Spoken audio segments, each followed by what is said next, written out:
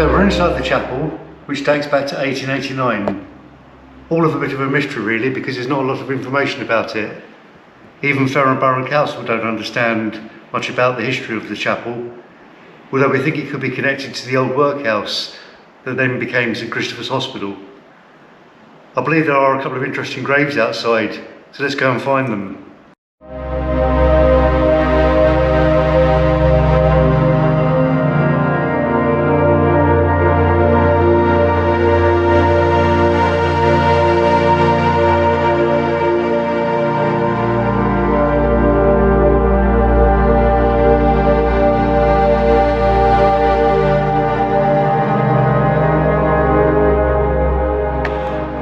So this is the grave of 3 young children that were killed in 1928 on the railway line near Bath Lane Recreation Ground. It actually forms a lot of interest with Spooky John's ghost walks, and often he'll bring people up here to have a look round, and in particular this grave.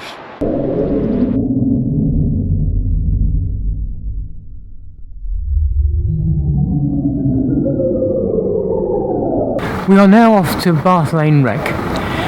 This was the site of the death of 3 children, all under 5, in 1928. They were killed on the railway line.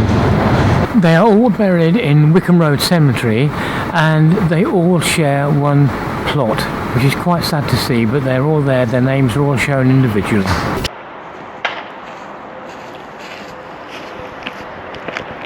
So I'm now back in the funeral home. And I was really disappointed to find there was no literature at all in and around the chapel, and very few people seem to know much about it. In fact, when I googled it the other day, very little online about it also. What I can tell you though is that the chapel is open for services. It can be used for either a memorial service or a service prior to an interment. It seats around about 40 people. And it costs £120 to hire the chapel for the duration of the service.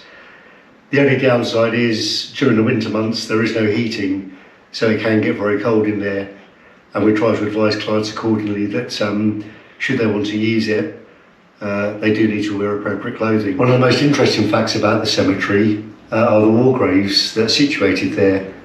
There are 64, and they're represented from those that were killed in the First and Second World War, ranging from naval, army, and even the fire service.